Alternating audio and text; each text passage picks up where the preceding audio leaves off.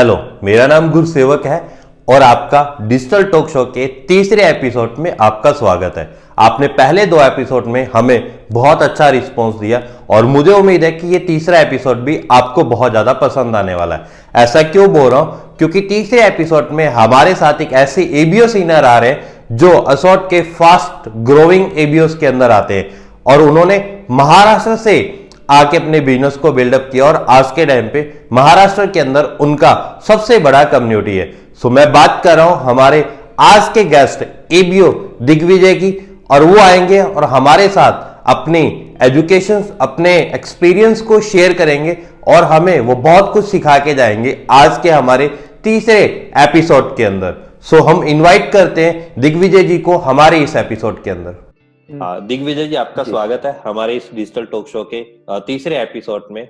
और हमारे जो व्यूअर्स हैं वो बहुत टाइम से आपका वेट कर रहे थे, आपके बहुत नाम रिकमेंड हो रहे थे हमारे पास, चैट बॉक्स में बहुत लोगों ने आपका नाम रिकमेंड किया। और सबसे पहले आपका थैंक यू कि आपने टाइम को मैनेज किया और हमारे साथ इस डिजिटल टॉक शो के तीसरे एपिसोड में आप आए। सो आपका धन्यवाद दिग्विजय जी। तो thank you so much Gurusevak Sinha. And firstly मैं आपको पूरी कम्युनिटी से थैंक यू करूंगा ताकि आपने इस डिजिटल टॉक शो लेके आए। एंड मैं देख रहा हूँ कि जो 2 एपिसोड डिजिटल टॉक शो के हुए उसका भी अच्छा रिस्पॉन्स था कम्युनिटी के अंदर। स्पेशली मोहित सिन्हा का जो एपिसोड हुआ, कम्युनिटी देख के भी कम्युनिटी को बहुत कुछ सीखने को मिला है उसके अंदर। सो आप जो काम कर रहे हो कम्युनिटी के लिए वो भी बहुत सराहनीय है। एंड पूरी कम्युनिटी की तरफ से आपको थैंक यू उसके लिए। एंड मुझे भी यहाँ पे इनवाइट करने के लिए thank you so much. Thank you senior, आपने भी टाइम को मैनेज किया। तो हम शुरुआत करते हैं। सबसे पहले हम एक क्वेश्चन से आपसे शुरुआत करना चाहेंगे कि कौन है दिग्विजय और ये वो किस तरीके से इस डायरेक्ट सेल में या असॉर्ट के बिजनेस के अंदर एसोसिएट हुआ, कैसे आया वो? जहां तक मुझे पता है कि महाराष्ट्र से आके उन्होंने पंजाब में अपने बिजनेस को सेटअप किया, तो कैसे हुआ ये सब कुछ? देखो, आपका पहला क्वेश्चन तो कि कौन है दिग्विजय, इसका सिंपल आंसर है कि ज्यादा कुछ पहले था ही नहीं दिग्विजय कि बताने जैसा कि कुछ स्पेशल उसके अंदर हो। बस एक शायने लड़का की ज्यादा बोलेंगे नहीं। और मैं उस कैटेगरी में था कि जैसे स्कूल कॉलेज में कैटेगरी होती है कि ना फर्स्ट बेंच पे बैठेंगे ना लास्ट बेंच पे बैठेंगे, बीच में बैठेंगे ताकि बस कि अब पिक्चर में ना आ जाए कहीं पे। और सेम उस तरीके के एटीट्यूड से कि कहीं पे पिक्चर में ना आ जाए, बस छुप छुप के रहेंगे जहां पर भी जाएंगे, इस तरीके का था एटीट्यूड। और ज्यादा कुछ बताने जैसा किया नहीं। सो एंड उसके बाद अगर इस इंडस्ट्री में कैसे आया, अगर इसकी मैं आपको बात बताऊं तो एक्चुअली मुझे इस इंडस्ट्री में किसी ने इनवाइट नहीं किया था। एक्चुअली मैं इतना लकी पर्सन हूँ कि मेरा एक बेस्ट फ्रेंड था कॉलेज के अंदर और उसको उसके किसी फ्रेंड ने इनवाइट किया था इस इंडस्ट्री के अंदर। एंड जैसे आपने कहा कि महाराष्ट्र से उठ के हम लोगों ने पंजाब के अंदर अपना बिजनेस स्टार्ट किया। सो महाराष्ट्र से उठ के पंजाब इतनी दूर जाना है, तो जो मेरा क्लोज फ्रेंड था और बहुत ही क्लोज फ्रेंड है आज, उसकी वजह से मैं यहाँ पे इस इंडस्ट्री में जो भी हूँ उसकी वजह से हूँ। और वो मेरा फ्रेंड मुझे बोलता है कि यार इतनी दूर जाना है, वहां पे मुझे बताया कि ऐसा ऐसे एक प्लेटफॉर्म है, तो मैं अकेला कैसे जाऊँ, चल तू भी मेरे साथ, देखता है कुछ होता है। तो उसने बस ये बात कह दी थी और बस उसके साथ जाना है देखने के लिए कि क्या क्या है, इतनी दूर जा रहा है फ्रेंड। तो इसलिए मैं बस उसके साथ तो वहां पे आया था कि देखने के लिए कि कैसा कैसा। एक्चुअली वो उसके काम के लिए हम लोग गए थे वहां पे। बट लकीली कि ये सारा सब कुछ प्लेटफॉर्म देखा, जाना, समझा उस प्लेटफॉर्म को। और प्लेटफॉर्म को समझने के बाद फिर बहुत सारा एक माइंड ओपन हो गया। एक कैसे मान लो कि मेरे हिसाब से तो एक अलग दुनिया पता चली मुझे। और ये दुनिया पता चलने के बाद उसके बाद फिर बहुत सारे बोलते हैं कि देख दुनिया उम्मीद और विश्वास के ऊपर बनी हुई है या टिकी हुई है। सो सेम उसी तरीके से कि फुल प्रूफ कुछ चीजें कॉन्फिडेंट नहीं थी कि आगे जाने के बाद ऐसा ही होगा, इस तरीके से ही होगा चीजें। बट कि कहीं ना कहीं लगा कि यार चाहे जैसे भी ऊपर बिजनेस के अंदर एक बिजनेस लाइन का स्टार्टअप हो जाएगा, जो हर किसी के माइंड के अंदर एक कहीं ना कहीं एक कीड़ा होता है छोटा सा कि लाइफ में मैं बिजनेस करूं।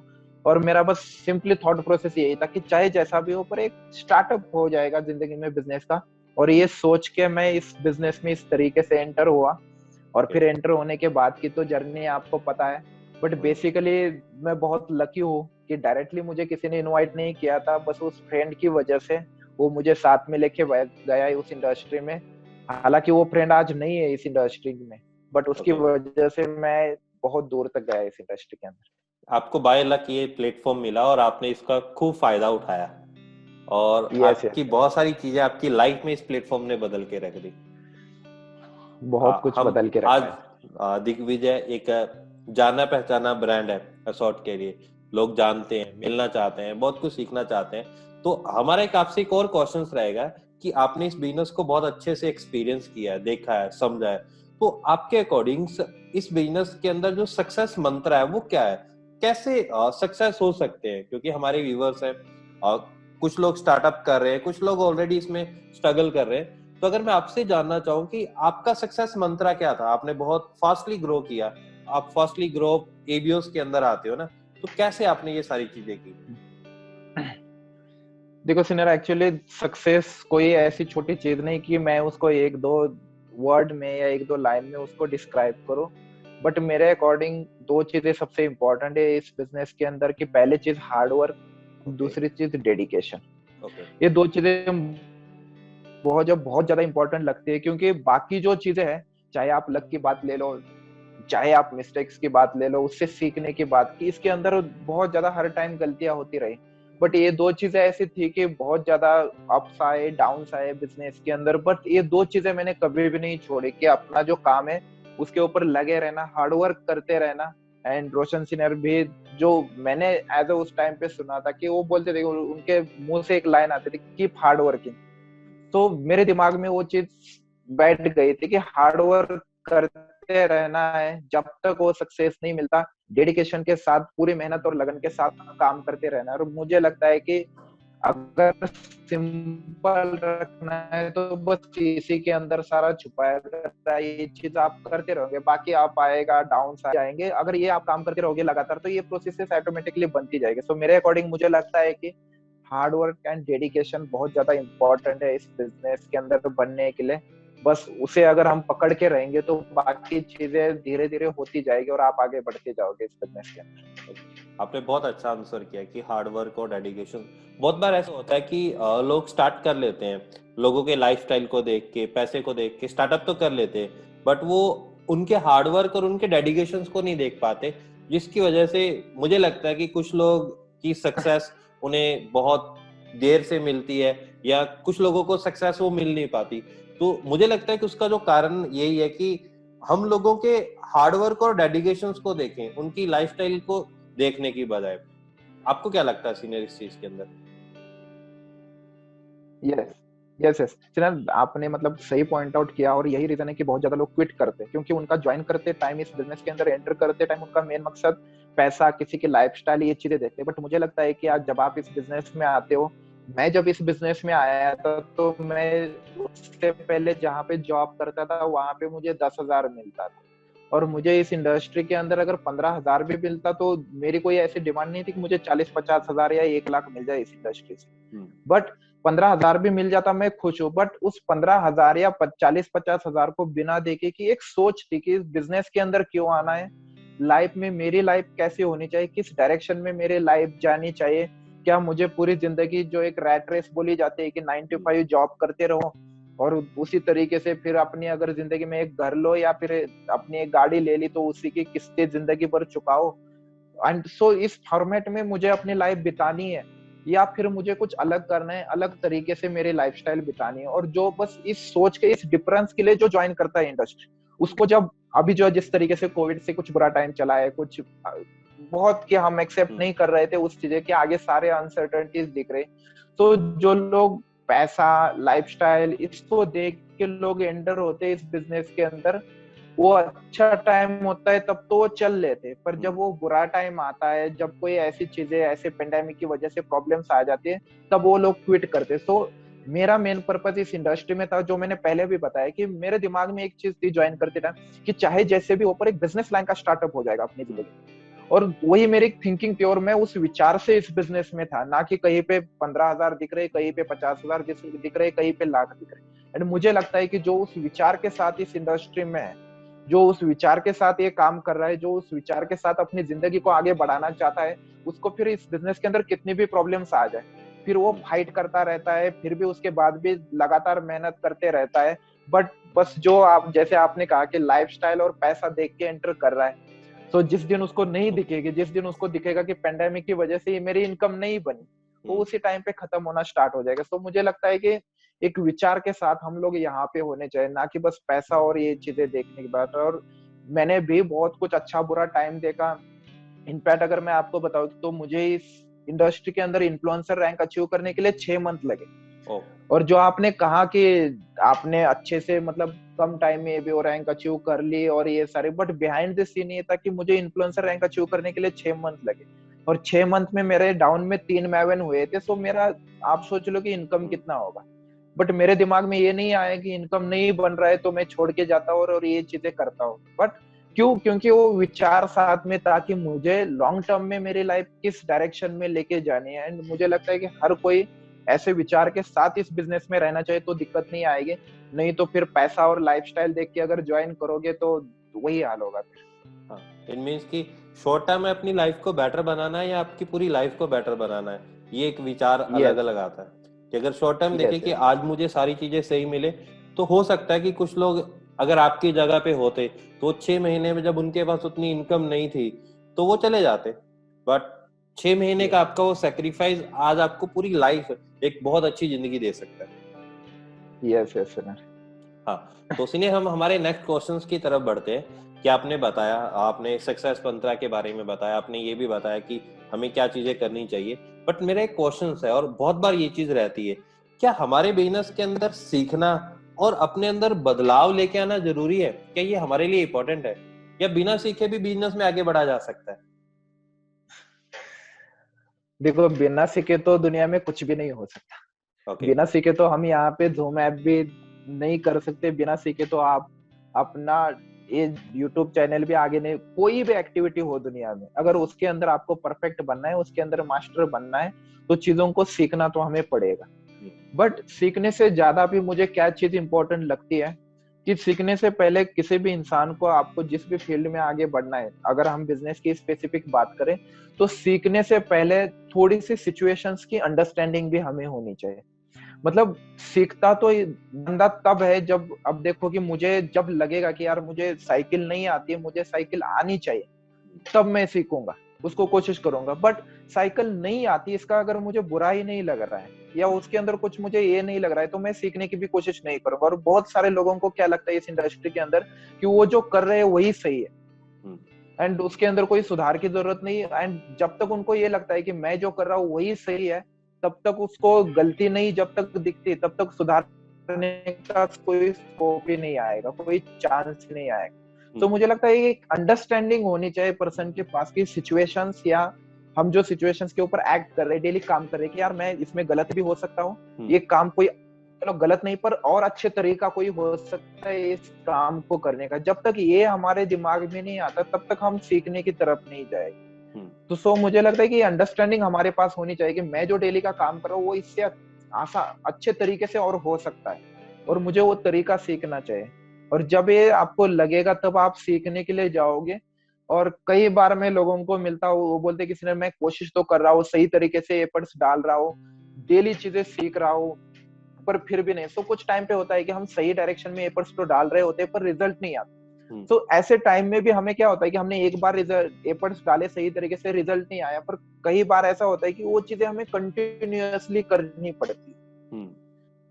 और जब हम कंटिन्यूअसली वो चीजें लगातार करते रहते हैं तब वो एज ए रिजल्ट के रूप में हमें अच्छे तरीके से मिलते हैं। बट मुझे लगता है कि लर्निंग के अलावा कुछ है नहीं, क्योंकि कोई भी इस इंडस्ट्री में मैं आया था, मुझे डायरेक्ट सेलिंग क्या थी पता नहीं थी, और ना कोई डायरेक्ट सेलिंग और बिजनेस लाइन का कोई ज्ञान था। पर चीजें सीखी कहाँ से और ये इतना आया कहाँ से? तो करते गया, करने के बाद कुछ गलतियां हुई, या गलतियां नहीं बोल सकते, पर करने के बाद लगा कि यार इससे अच्छा भी तरीका हो सकता है ये चीज करने का। तो फिर उसके लिए सीखता गया, फिर अगली स्टेप पे गए, फिर कुछ अगली गलतियां हो गई, फिर कुछ सीखते गए। और मुझे लगता है कि कोई भी पर्सन किसी भी सेक्टर में अगर मास्टर होता है, उसके टॉप पे अगर चला जाता है, तो उसके पीछे बेसिक फंडामेंटल या बेसिक फंडा हर एक जगह पे होता है कि वो पर्सन वो काम करता है, वहां पे गलती होती है पर उसको समझता है, उसको सीखता है, फिर अगले स्टेप पे जाता है, फिर अगले स्टेप पे भी वही, और ये रिपीट रिपीट करते हुए वो पर्सन टॉप पे चला जाता है। सो मुझे लगता है कि विदाउट लर्निंग जीरो है, कुछ भी नहीं है ना, आप कहीं पर भी ग्रो नहीं कर सकते। सो मुझे लगता है कि विदाउट लर्निंग, जैसे आपने कहा कि सीखने की जरूरत ही नहीं है क्या बिजनेस में, सो मुझे लगता है कि जिसको लगता है कि सीखने की जरूरत ही नहीं है इस बिजनेस को, मुझे लगता है कि उसको इस बिजनेस को भी करने की जरूरत नहीं, क्योंकि फिर तो कुछ नहीं होगा, ये बिजनेस पे आगे नहीं बढ़ेगा। हम्म। बिना सीखे कुछ भी नहीं हो सकता। ये मैं आपसे इसलिए क्वेश्चन पूछ रहा था कि बहुत बार लोग ऐसे होते हैं, बहुत बार हमारे पास भी कुछ लोगों के क्वेश्चंस आते हैं और वो ये पूछते हैं कि इस बिजनेस में क्या सीखना चाहिए, या इस बिजनेस में ऐसा कुछ है ही नहीं जो हमें सीखना चाहिए। दैट्स द व्हाई कि मैंने आपसे ये क्वेश्चन पूछा कि क्या इसकी वास्तव में इंपॉर्टेंस है हमारे बिजनेस के अंदर। तो आपने बहुत अच्छा आंसर किया कि बिना सीखे तो कुछ भी नहीं होता ना। और आपने एक बहुत अच्छी चीज बताई कि कब सीखना पड़ता है इंसान को, कब लगता है कि मुझे कुछ सीखना चाहिए। ये बार भी बहुत बार आपके पास भी और हमारे पास भी क्वेश्चन आया कि सीनियर मैं सीख तो रहा हूँ, बहुत सीखता हूँ, क्लास भी अटेंड करता हूँ, मीटिंग्स में भी जाता हूँ, बुक भी पढ़ता हूँ, वीडियोस भी देखता हूँ, बट कुछ रिजल्ट्स नहीं आते। तो ये चीज आपने बहुत अच्छे बताई कि कहाँ सीखना चाहिए। आप अपनी मिस्टेक से सीख सकते हैं। जब आपको लगता है कि मैं नहीं बेटर कर रहा, मैंने सीखा है बट बेटर नहीं हो रहा, तो उस टाइम आप सीख सकते हो। तो मुझे आपकी ये लर्निंग की जो ये डेफिनेशन थी ना, ये बहुत अच्छी लगी। आपने अभी तक हमें बहुत अच्छे से सक्सेस मंत्रा के बारे में बताया और आपने लर्निंग के बारे में बताया। अभी हमारा आपसे नेक्स्ट क्वेश्चन ये है कि आपके अकॉर्डिंग हमारे बिजनेस के अंदर लीडरशिप की कितनी इंपॉर्टेंस है और ये हमारी सक्सेस के अंदर कितना अहम रोल प्ले करता है। एक्चुअली सिनर मेरा लीडरशिप एक फेवरेट टॉपिक है, एंड मुझे लगता है कि मैं भी अगर आज तक इस स्टेज तक आया हूँ तो लीडरशिप ही एक ऐसी चीज है जो इस बिजनेस को इतना आगे लेके आई है। आज तक इस डायरेक्ट सेलिंग का नाम उसने इतना बड़ा बनाया है, एंड ये बिजनेस ही लीडरशिप का है। अगर इस बिजनेस के अंदर से लीडरशिप निकाल लोगे तो ये वैसा होगा कि एक बाइक के अंदर से पेट्रोल निकाल लिया तो उस बाइक की वैल्यू क्या है, हम्म। या वो किस काम की है वो बाइक। तो सेम मुझे लगता है कि एक बाइक में जैसे पेट्रोल की, ऐसे मान लो कि हमें जिंदगी जीने के लिए जैसे पानी की जरूरत होती है, उस तरीके से मुझे लगता है कि इस बिजनेस के अंदर लीडरशिप की वैल्यू है। अगर वो आप निकाल दोगे तो कुछ नहीं बचेगा इस बिजनेस के अंदर। तो आपके अकॉर्डिंग एक लीडर की क्या डेफिनेशन है? आपके अकॉर्डिंग एक सही क्वालिटी कौन कौन सी जो एक लीडर्स के अंदर होनी चाहिए? सिनर एक्चुअली लीडरशिप मतलब अब इसकी डेफिनेशन बहुत कुछ हो सकते हैं, बट मैं कुछ चीजें बताऊंगी। एक लीडरशिप का एक सबसे बेसिक कि लीडर ऑलवेज कि knows the way, he shows the way and goes the way. ये लीडरशिप की मेन बेसिक चीज है कि उसको सारी चीजें पता होती है कि आगे हमें किस डायरेक्शन में जाना है, किस तरीके से जाना है, एंड अपनी टीम को किस तरीके से वहां पे लेके जाना है। एंड इसके अलावा फिर एक ऑनेस्टी होती है, लीड बाय एग्जांपल होता है। और सबसे बढ़िया मुझे अगर कुछ क्वालिटी लीडरशिप के अंदर की लगती है तो एक लीडर, एक सही लीडर वही होता है कि जो निगेटिव सिचुएशंस के अंदर भी पॉजिटिव वर्क करे एंड उस निगेटिव सिचुएशंस को पॉजिटिव आउटकम में कन्वर्ट करे। एंड मुझे लगता है कि ये जो कर सकता है, ये जो स्किल जिसने सीख लिया, वही एक सबसे अच्छा लीडर होता है। अगर मैं इसके अंदर एग्जाम्पल पुट करूँ, अगर मैं धोनी का एग्जाम्पल दूं तो हमें एक अच्छा लीडर क्यों लगता है, क्योंकि बहुत ऐसी सिचुएशंस, मैचेस ऐसे सिचुएशंस में होते हैं कि हमें पता नहीं, कि प्रेडिक्ट नहीं कर पाते हम जीतेंगे या हारेंगे, पर वहां से वो धोनी मैच लेके आता है और हमें जितवाता है। तो इस वजह से वो बना है। सो वो एक निगेटिव सिचुएशन थी कि जीतेंगे या हारेंगे पता नहीं था, बट उसके बाद भी वो पॉजिटिवली उसके अंदर वर्क करता रहा एंड उसने निगेटिव सिचुएशंस को पॉजिटिव के अंदर कन्वर्ट किया। तो मुझे लगता है कि एक लीडरशिप की अगर मेन ये क्वालिटी है कि जिसने ये स्किल सीख लिया अपने लीडरशिप के अंदर, वो बन गया। और इसके अलावा बाकी लीड बाय एग्जांपल हो गया,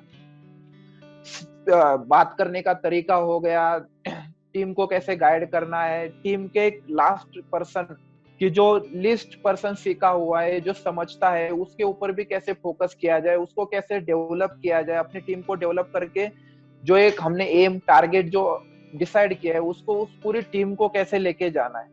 ये सारी प्रोसेस के अंदर बहुत अलग अलग स्किल लगते हैं, बट मुझे लगता है कि लीडरशिप कोई एक स्किल के ऊपर डिपेंड नहीं रहती।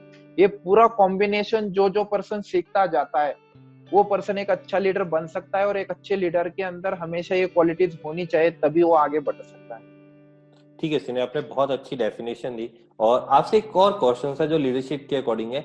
आज की इस कोविड के टाइम पे, जहाँ पे हम फिर से दोबारा इस कोविड की सिचुएशंस में आए हुए हैं, तो आज आप हमारे लीडर्स को क्या एडवाइस देना चाहोगे? वो किस तरीके से ग्रो करें और क्या करें वो? देखो, अब सामने क्या है कि सारे अनसर्टनिटीज दिख रहे। कोविड के सिचुएशन से क्या हुआ है कि सामने अनसर्टनिटीज दिख रहे हैं, और सबसे टफ टास्क अगर कुछ होता है तो यही होता है कि सामने अगर अनसर्टनिटीज दिख रही हो उसके बाद भी वर्क करते रहना। मगर फॉर एग्जाम्पल, अगर आपको पता है कि मैं आज लॉटरी का टिकट ले लूंगा और मुझे लॉटरी लग जाएगी, तो हर कोई ले ले। बट कुछ पता नहीं है, प्रेडिक्ट नहीं कर पाते, उस टाइम पे वो काम करना बहुत मुश्किल होता है, और हमें पता है कि वो काम कितने लोग करते हैं। सो ये अभी की सिचुएशंस कैसी है कि हम फ्यूचर प्रेडिक्ट नहीं कर पा रहे। एंड बहुत सारे लोग हैं कि जिनको दिख नहीं रहा है, उनको आगे पता नहीं कि किस तरीके से हुआ, कोविड की सिचुएशन हुई। कुछ लोगों को लगता है कि अब अगर मेरी टीम अगर घर पे चली जाती है तो वापस आएंगे या नहीं, ऐसे बहुत सारी चीजें दिमाग में चलती है। बट मुझे हमेशा लगता है कि उस विचार के साथ रहो जो मैंने पहले आपको बताया, कि किस वजह से हम इस बिजनेस में ऐसा टाइम, चलो मान लो अभी अगर मैं बताऊं तो कोविड की सिचुएशंस बने हैं, पर सीनियर आपको याद होगा कि एक टाइम वहां पे पंजाब के अंदर हम बिजनेस कर रहे थे और बाबा राम रहीम का कुछ एक कांड हो चुका था, और उस टाइम पे वहां पे कर्फ्यू लग चुका था, पूरा इंटरनेट कनेक्शन बंद किया हुआ था, दिल्ली से आगे आने वाली सारी ट्रेन बंद की गई। मतलब अभी कम से कम इंटरनेट तो चल रहा है, बट उस टाइम पे ऐसी सिचुएशंस थी, पर उसके बाद भी हम लोग वहां पे लगे रहे। क्योंकि एक बेसिक पता था कि यार हमें इस रास्ते पे जाना है। ठीक है, कुछ सिचुएशंस की वजह से अभी यहाँ पे हो सकता है कि कुछ प्रॉब्लम्स क्रिएट हुई है, कुछ सर्कमस्टांसेस की वजह से प्रॉब्लम क्रिएट हो गई, बट ये टेम्पररी है। और हमें जो लाइफ में कुछ अचीव करना है, वो हमें एक हमारा परमानेंट गोल है हमारे लाइफ का, कि वो हमें अचीव करना है। बट टेम्पररी प्रॉब्लम की वजह से अगर उसको आप छोड़ दोगे और कहीं पे अगर डाइवर्ट हो जाओगे, तो हमेशा के लिए वो डाइवर्जन आप उसी सेक्टर में चले जाओगे। इसलिए मुझे लगता है कि अनसर्टनिटी जरूर है, पता नहीं कि कल का प्रोजेक्शन कैसे होगा, एक मंथ के बाद क्या सिचुएशंस होगी, बट ट्रस्ट मी कि जो भी सिचुएशंस होगी, ज्यादा से ज्यादा एक साल हो सकते हैं, बट जो हम कर रहे हैं वो आगे के 10-20 साल का सोच के कर रहे हैं। तो सीनियर आपने बहुत अच्छे से बताया कि आज के टाइम पे हमें लीड बाय एग्जांपल कैसे करना चाहिए और आज के टाइम पे लीडर्स को क्या करना चाहिए। तो लास्ट क्वेश्चन आपका हमारे से, बिकॉज आपने बहुत अच्छा टाइम दिया और आपने बहुत अच्छे से चीजों को एक्सप्लेन किया। तो लास्ट में हम आपसे चाहते हैं कि आप हमारे न्यू सेलर पार्टनर और जो हमारे व्यूवर्स है उनको क्या एडवाइस देना चाहोगे।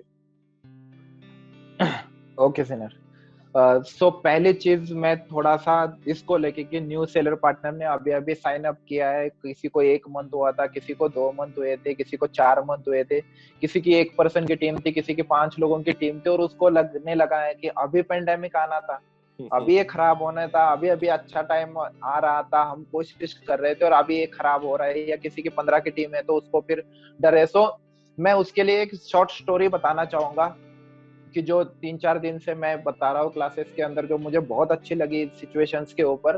तो बेसिकली क्या होता है कि एक सितंबर अक्टूबर के टाइम पे एक पेड़ इस धरती पे उगता है, वो अपनी जर्नी स्टार्ट करता है, एंड वो क्या होता है कि धीरे धीरे बड़ा होता है। वैसे मान लो कि किसी ने अपनी जर्नी स्टार्ट की इस बिजनेस के अंदर सितंबर अक्टूबर अगस्त मंथ के अंदर, और वो जब पेड़ छोटा था तो उस टाइम पे बारिश हो रही थी, उसको पानी टाइम पे मिल रहा था और सारी चीजें सही जा रही थी। और धीरे धीरे क्या हुआ कि अक्टूबर नवंबर दिसंबर जैन फेब और मार्च अप्रैल में आके हम अभी रुके। तो 6-7-8 मंथ का उस पेड़ को टाइम हो चुका है। बट अब क्या हो रहा है कि उसको बारिश, अब देख रहे हो कि मौसम पूरा सूखा है, कि बारिश नहीं उसको मिल रही है, ऊपर से प्यास उसको लग रही है पर पानी नहीं मिल रहा है, ऊपर से उसके जो पन्ने हैं वो पन्ने सूखते जा रहे हैं, और जैसे जैसे पन्ने सूखते जा रहे हैं और डेली उसको पानी नहीं मिल रहा, वो अंदर से पैनिक हो रहा है। वो सोच रहा है कि अब क्या होगा, पता नहीं मैं जिंदा रहूंगा या नहीं रहूंगा, पहले तो अच्छा था कि पानी मिल रहा था टाइम पे, सारा सब कुछ सही चल रहा था, पर अब कुछ सही नहीं चल रहा है, और पैनिक हो रहा है। और फिजिकली तो पूरा डिस्टर्ब था ही, क्योंकि उसको पानी नहीं मिला, पर मेंटली भी वो अंदर से डिस्टर्ब हो चुका है पूरा। और इधर उधर देख रहा है कि सिचुएशंस पर, इधर उधर भी देख रहा है, तो सभी का ये वैसा ही हाल है कि सभी के पन्ने जा रहे हैं सभी पेड़ों की तरफ।